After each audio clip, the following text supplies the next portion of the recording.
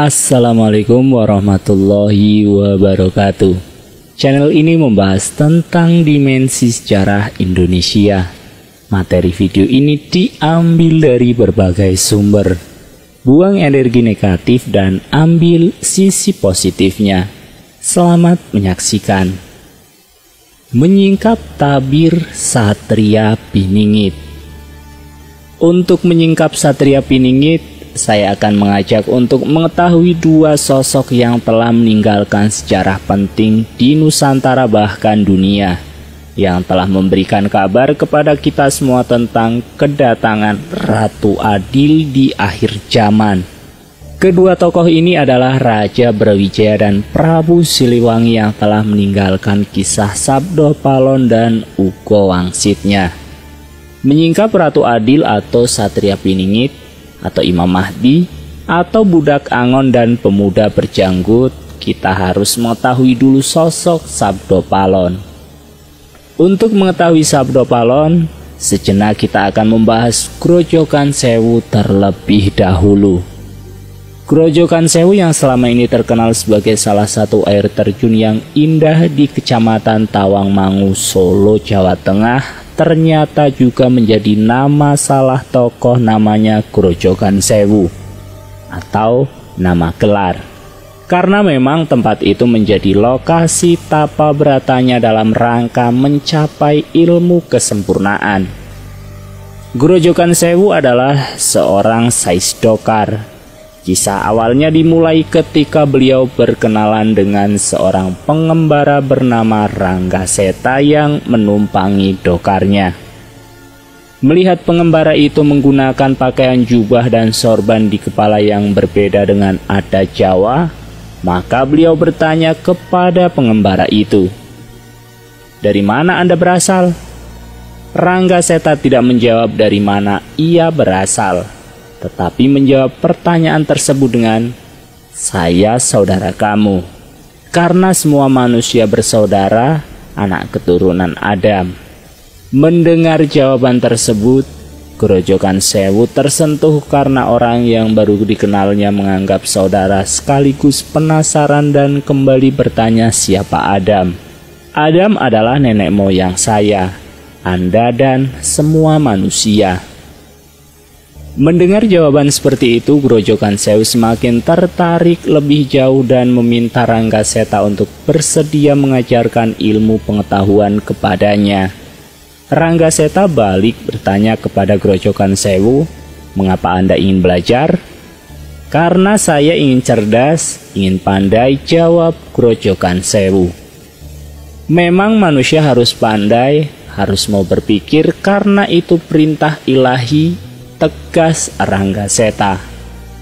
Melihat niat belajar dan sikap yang teachable dan memang bakat kecerdasan dari Grojogan Sewu, maka Ranggaseta pun bersedia mengajarkan kepada Grojogan Sewu. Proses belajar pun dimulai dengan materi Aji Kalimosodo. Karena memang bakat kecerdasan dan niat yang sungguh-sungguh, maka proses belajar Grojogan Sewu pun berjalan dengan cepat. Pada saat pelajaran ujian terakhir, Grojogan Sewu diperintahkan untuk semedi di suatu tempat oleh Ranggaseta. Grojogan Sewu bertanya, "Di manakah tempat semedi itu?" Kemudian Ranggaseta mengarahkan tangannya menunjuk ke suatu tempat, maka terlihatlah air terjun dari kejauhan. "Bersemedilah kamu di sana. Di balik air terjun itu ada goa, dan goa itulah tempatnya." Mendengar perintah dari Ranggaseta, lalu Grojogan Sewu pun menyanggupinya. Perintah semedi ini sekaligus perpisahan antara Grojogan Sewu dengan Ranggaseta. Pada saat itu Ranggaseta mengatakan suatu saat kita akan bertemu lagi, dan beliau berpesan, "Jadilah insan yang bermanfaat dan tegakkanlah keadilan." Setelah perpisahan tersebut, Grojogan Sewu kembali menoleh ke arah di mana letak air terjun itu. Namun air terjun itu tidak terlihat, dan Grojogan Sewu akhirnya menelusuri ke arah yang tadi ditunjukkan oleh sang guru. Proses pencarian lokasi semedi yang dilakukan Grojogan Sewu ini sama halnya dengan Prabu Kian Santang ketika diperintahkan oleh Sayyidina Ali untuk mencari sebuah bukit yang akhirnya tiba di wilayah Godog Garut. Setelah semedi Grojogan Sewu selesai, maka paripurnalah Aji Kalimosodonya. Selain berguru kepada Rangga Seta, Grojogan Sewu pun belajar kepada Semar Bodronoyo. Dan dari Semar Bodronoyo inilah beliau diberikan cemeti Amarasul yang bentuknya seperti gagang tongkat, kurang lebih panjangnya 30 cm. Jika senjata ini digunakan, maka akan terlihat cahaya atau menyala seperti pedang maupun cemeti. Lalu, siapakah Grojogan Sewu?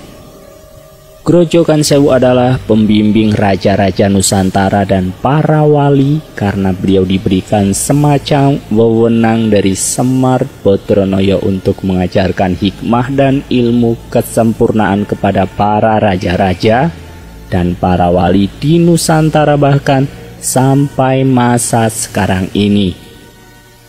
Siapakah yang pernah belajar kepada beliau?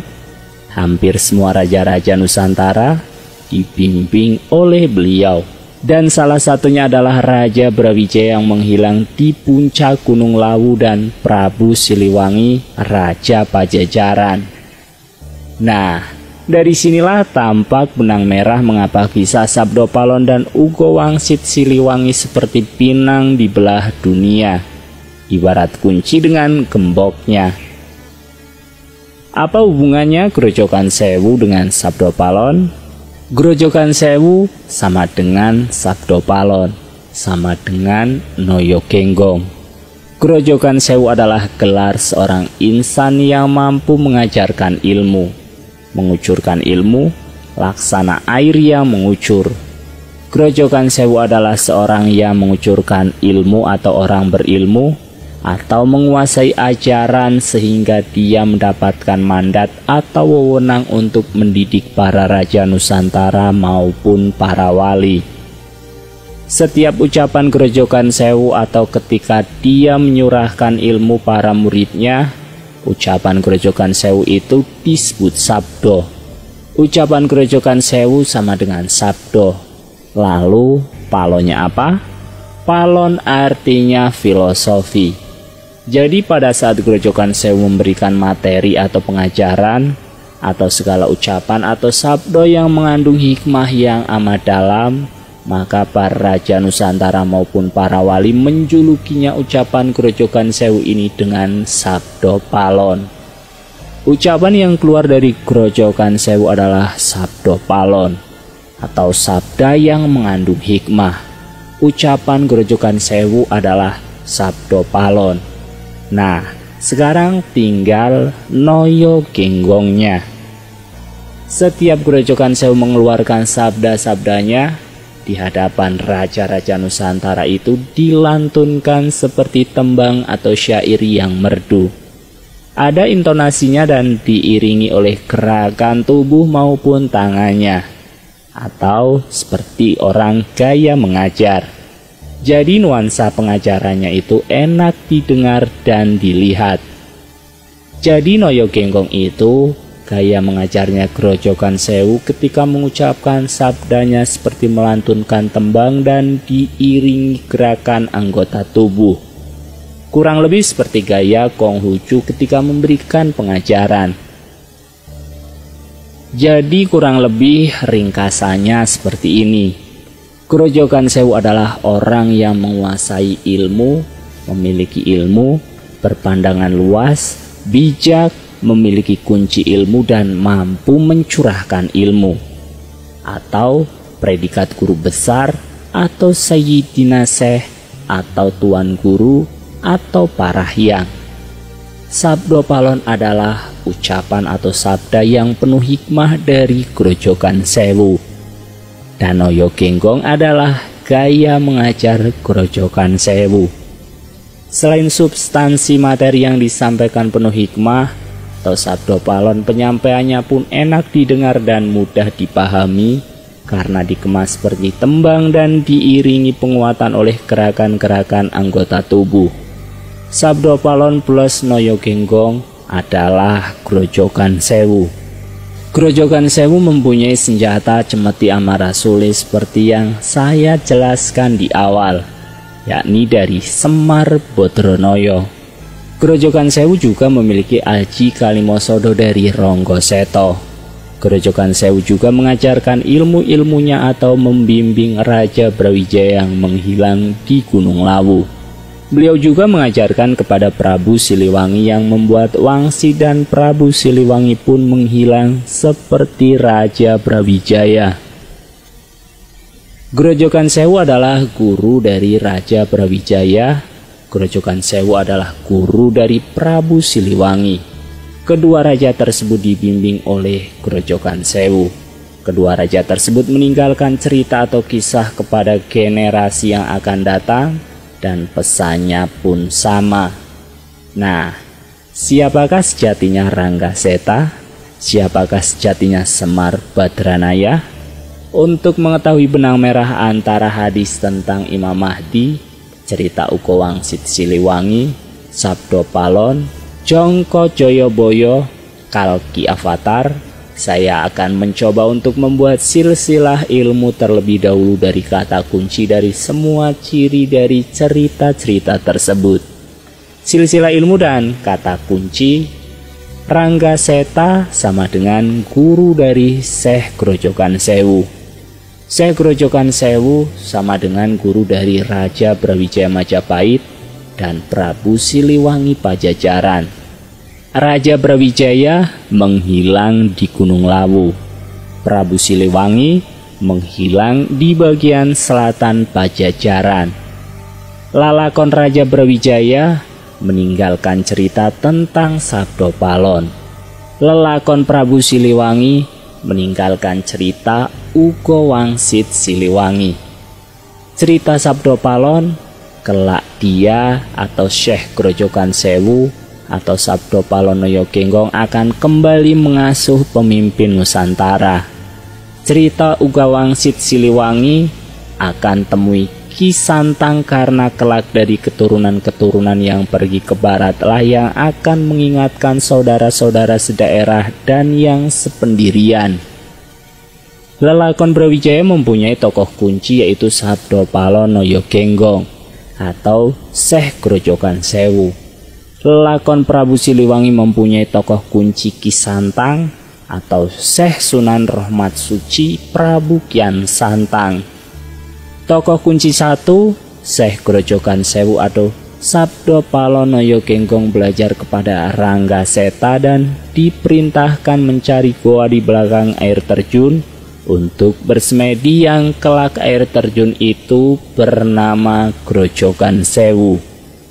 Tokoh kunci kedua, Ki Santang atau Syekh Sunan Rahmat Suci Prabu Kian Santang.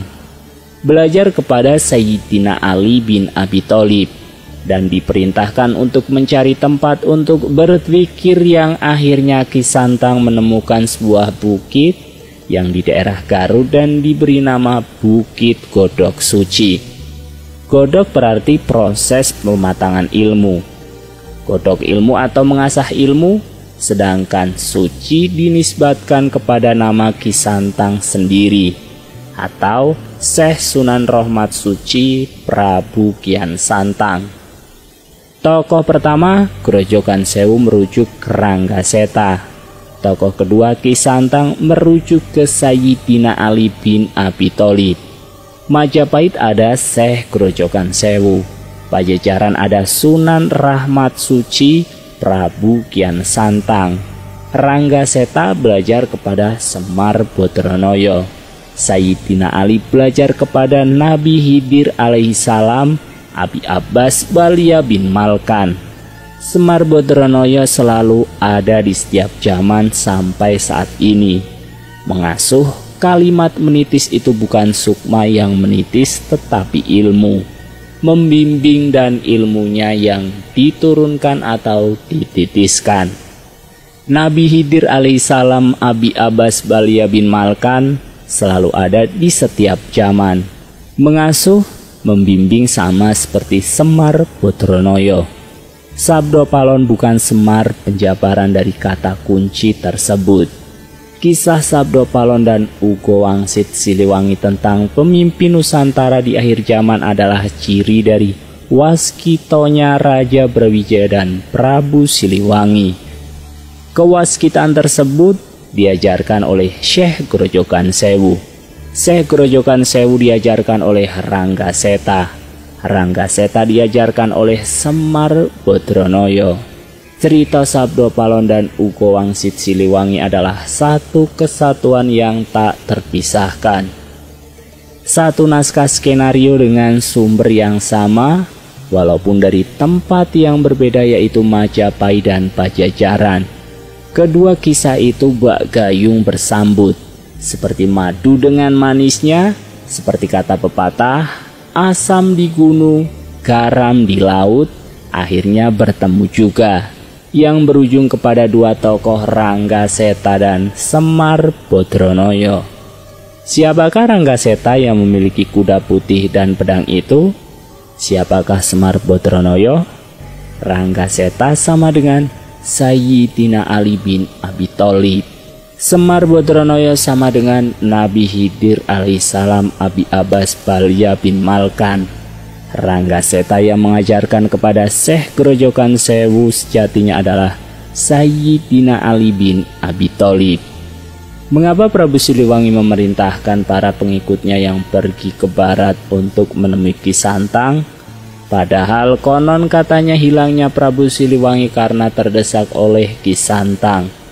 Kenapa dikejar-kejar oleh Ki Santang, tapi malah memerintahkan para pengikutnya yang pergi ke barat untuk menemui Ki Santang? Tidak masuk akal bukan?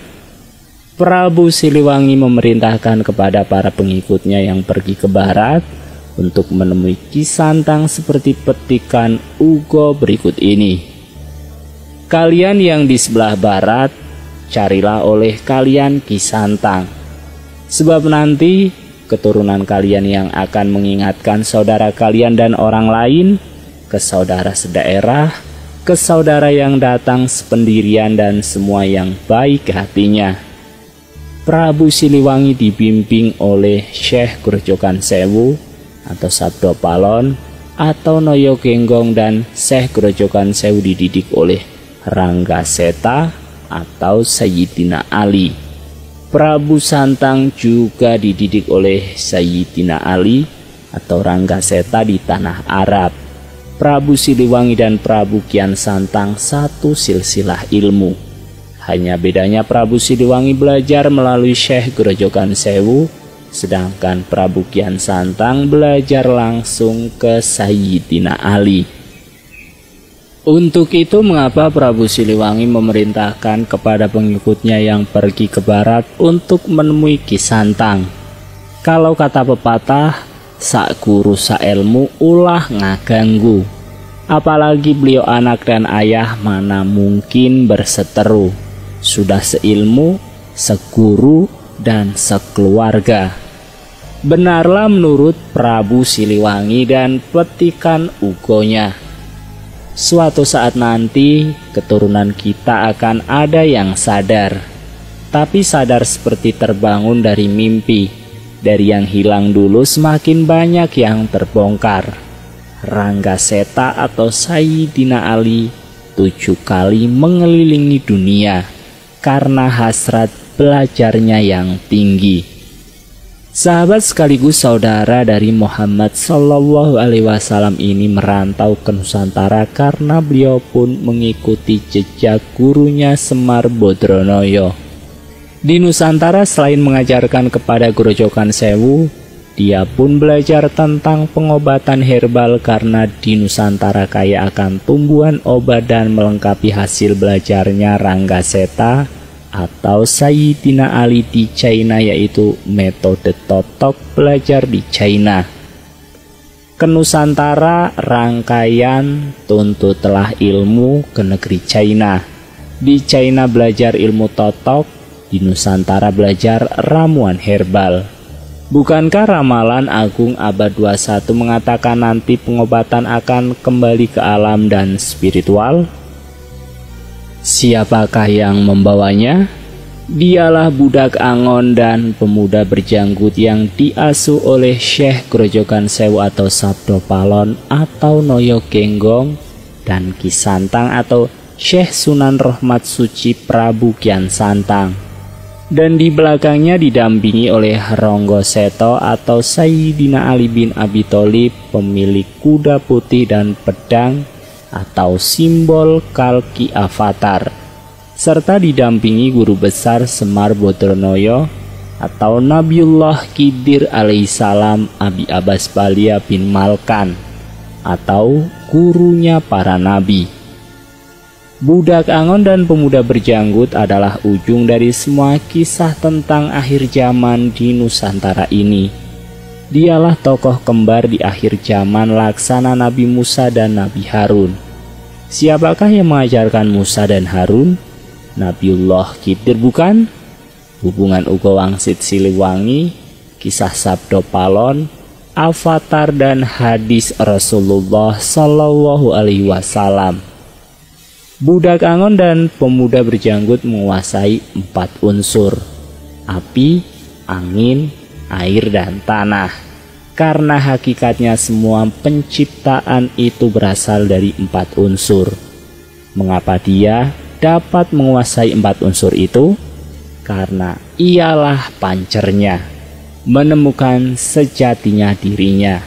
Hakikatnya api adalah cahaya merah, angin adalah cahaya kuning, air adalah cahaya putih, tanah adalah cahaya hitam.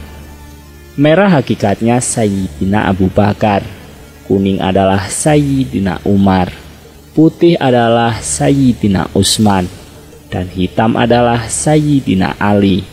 Hadis tentang akhir zaman menuju kebangkitan Indonesia. Sabda Nabi Shallallahu Alaihi Wasallam, akan datang dari sulbi ini atau Sayyidina Ali bin Abi Tholib seorang pemuda yang akan memenuhi bumi ini dengan keadilan. Maka apabila kamu meyakini yang demikian itu, hendaklah kamu turut menyertai pemuda dari Bani Tamim itu. Sesungguhnya dia datang dari sebelah timur dan dialah pemegang panji-panji Al-Mahdi. Dari Abdullah bin Mas'ud radhiyallahu an, dia berkata, ketika kami bersabda di sisi Rasulullah Shallallahu Alaihi Wasallam, tiba-tiba datang sekelompok anak-anak muda dari kalangan Bani Hashim. Apabila terlihat akan mereka, maka kedua mata Rasulullah Shallallahu Alaihi Wasallam berlinang air mata dan wajah beliau berubah.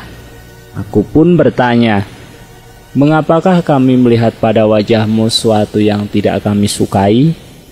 Beliau menjawab, kami Ahlul Bait telah Allah Subhanahu wa Ta'ala pilih untuk kami akhirat lebih utama daripada dunia. Kaum kerabatku akan menerima bencana dan penyingkiran sepeninggalku kelak sampai datangnya suatu kaum dari sebelah timur yang membawa bersama mereka panji-panji berwarna hitam.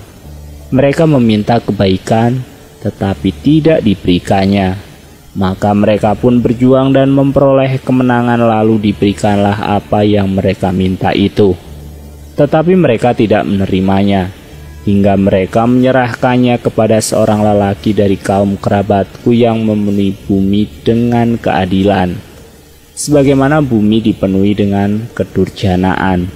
Siapa di antara kamu yang sempat menemui, maka datanglah mereka walaupun merangkak-rangkak di atas salju.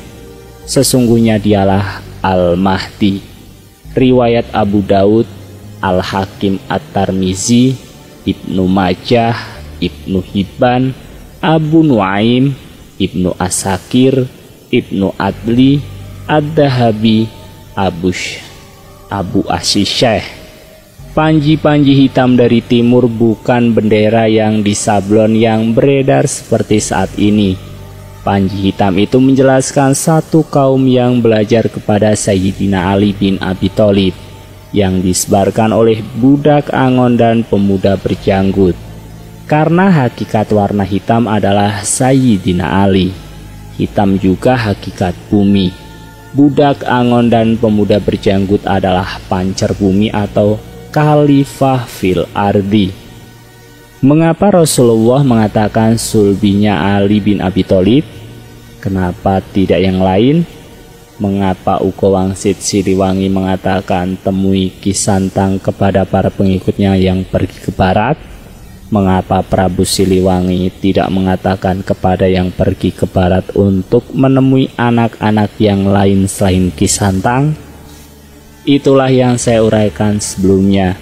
Uko Wangsit Siliwangi, kisah Sabdo Palon dan hadis Rasulullah adalah satu kesatuan skenario jagat. Kisah ini bukan rekayasa di luar jangkauan karangan manusia, karena kisah ini terjadi dalam ruang dan waktu yang berbeda.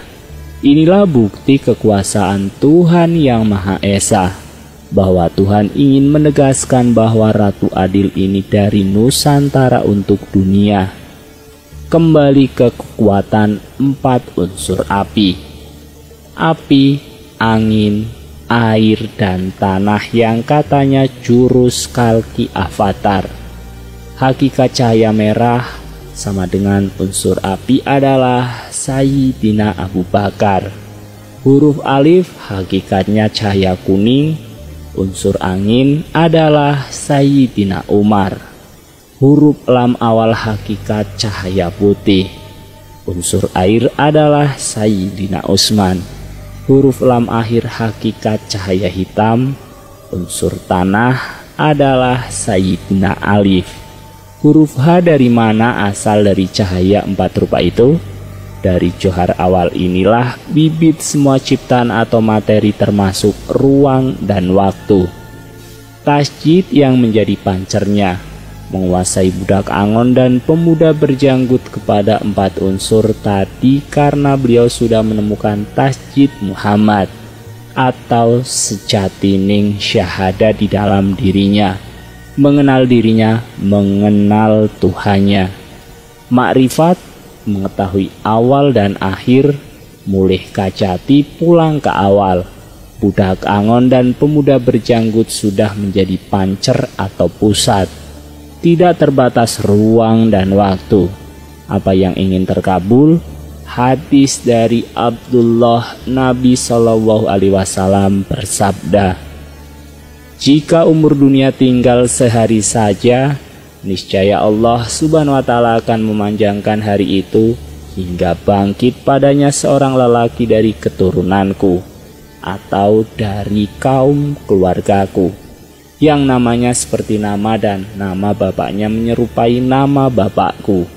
Dia akan memenuhi bumi dengan keadilan dan keseksamaan sebagaimana sebelumnya bumi dipenuhi dengan kezaliman dan kekejaman.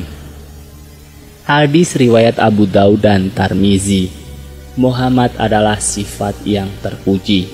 Abdullah adalah hamba Allah, singkatnya budak Angon, dan pemuda berjanggut adalah insal kamil yang telah mengetahui hakikat dirinya, mengetahui tasjid di dalam dirinya, menjadi hamba Allah yang terpuji karena sudah mengetahui sejatinya sahadat dalam dirinya, menjadi pancer akan menebarkan rahmat ke 8 arah mata angin. Bukankah lambang Majapahit Siwa di tengah dan ada 8 batu merah delima di ke-8 arah?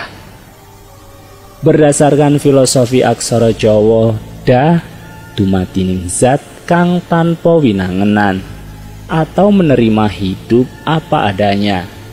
La lirhandoyo pas panjati atau mengalirkan hidup semata pada tuntunan ilahi. Papan kang tanpa kiblat atau hakikat Allah yang ada di segala arah. Nur Condro, Koib Condro, Warsi Taning Condro, atau pengharapan manusia hanya selalu kesinar atau cahaya ilahi. Da adalah 6, La 10, Pa 11, Na 2. Urutan aksara Jawanya sebagai berikut. Berjumlah 2, merah delima, sama dengan Marahadalama. Madep mantep manembah maring ilahi. Mantap dalam menyembah ilahi.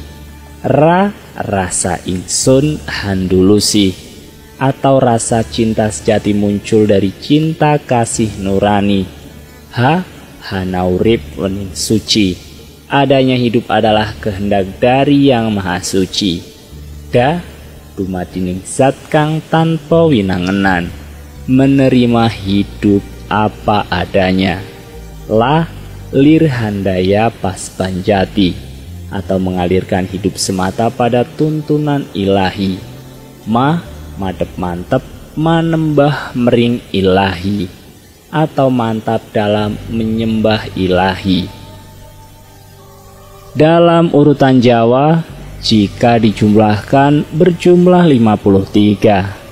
5 tambah 3 sama dengan 8 atau dalapana, sama dengan 2 merah delima atau marahodalama, atau marahadalama yang berjumlah 82 adalah simbol zat dan sifat 8 sama dengan malaikat penjaga arsy dalam Al-Quran. Angka 8 merupakan jumlah malaikat force yang menjunjung ars atau kursi singgasana, mengatur keseimbangan ars yang bermakna power and authority dominion, baik sebelum maupun saat kiamat dan malaikat-malaikat berada di penjuru-penjuru langit. Dan pada hari itu 8 orang malaikat menjunjung ars Tuhanmu di atas kepala mereka. Al-Quran Surat Al-Haqqah. 8 merah delima dalam lambang Majapahit adalah menceritakan bahwa gambar siwa adalah lambang pancer dalam diri manusia, sama seperti lambang bintang dalam dada Garuda Pancasila. Dalam konsep Sunda adalah ingsun yang menguasai 4 unsur tadi. Merah delima di dalam segala penjuru adalah kemanapun kamu menghadap harus mantap dalam menyembah ilahi, atau madep mantep manembah mring ilahi. Pesan tersirat lambang 8 merah delima di mana gambar siwa sebagai pusat yang menandakan mengenal Tuhan bisa perjalanan ke dalam atau inner journey atau perjalanan luar, dan kepunyaan Allah lah timur dan barat. Maka kemanapun kamu menghadap, disitulah wajah Allah. Sesungguhnya Allah maha luas, rahmatnya lagi maha mengetahui. Al-Quran Surat Al-Baqarah. Kemanapun kita melihat, di situ ada Tuhan, ada zat dan sifatnya. Kemanapun kita melihat, di situ ada arsnya, ada singgasananya. Barang siapa manusia yang mengenal dirinya, dia akan mengenal Tuhannya, baik zatnya, sifatnya, asmanya, af'alnya, atau ciptaannya, perbuatannya, dan kuasanya. Budak angon dan pemuda berjanggut senjata sejatinya adalah aji kalimosoto, atau 2 kalimat syahadat. Senjata yang dapat menghancurkan gunung, yang dapat mensejahterakan kepunjuru alam, yang dapat memuliakan manusia tanpa membeda-bedakan agama, ras maupun golongan. 2 itu yang menjadikan dirinya dicintai semua orang, bahkan seluruh makhluk. Karena 2 itulah yang menjadikannya welas asih, yang dapat menyembuhkan berbagai penyakit baik zahir maupun batin. 2 itu ketentuan, saling berpasangan, hukum penciptaan. 2 itulah yang diajarkan oleh Ronggo Seto atau Sayyidina Ali kepada Syekh Grojogan Sewu, atau Sabdo Palon, atau Noyo Genggong dan Prabu Kian Santang. 2 itulah yang diajarkan Semar Bodronoyo atau Nabi Khidir alaihissalam. Kalimat syahadat adalah kun fayakun. Awal dan akhir alam semesta dibuka dengan syahadat, ditutup oleh syahadat. Kalimat yang menjadikan alam semesta beserta isinya, malaikat, ruh, jin, surga dan neraka, dan sebagainya. Itulah sejatinya Aji Kalimosodo. Sakti mandraguna tanpa ajimat. Sabdanya sabda mukti, atau saucap nyata sajidoh metu. Apa yang diinginkan terkabul. Karena dari Aji Kalimosodo itu akan menjadi dua kembali, yaitu Rohman Rohim atau welas asih. Rohman dan Rohim itulah given dari Tuhannya. Manusia mendapatkan Rohman dan Rohim dari Tuhannya lah yang akan memimpin dunia ini dan mewarisinya, bukan budak angon dan pemuda berjanggut yang merubah dunia, tapi Tuhan yang Maha Esa lah yang menghendakinya. Tuhan yang Maha Esa lah yang telah memilih budak angon dan pemuda berjanggut yang memimpinnya. Ini adalah lelakon jagat. Tuhanlah Maha Sutradaranya. Perbedaan adalah ketentuan. Karena perbedaan itulah cerita menjadi menarik. Perbedaan bukan untuk bermusuhan. Perbedaan adalah untuk supaya manusia mengenal penciptanya. Karena kebenaran adalah Tuhan yang memilikinya. Wallahu a'lam bishawab. Salam Rahayu. Wassalamualaikum warahmatullahi wabarakatuh.